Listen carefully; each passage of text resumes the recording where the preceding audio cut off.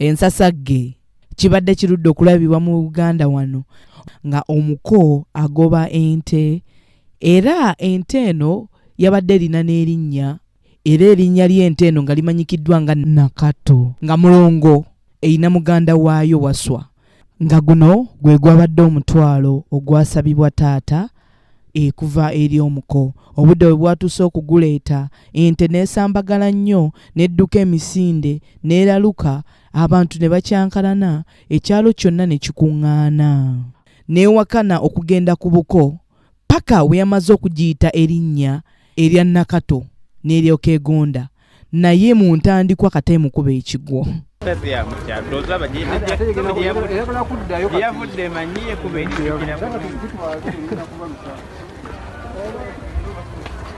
Kyebayita ogigoba kabona mukyala nga si mwangu wafunika.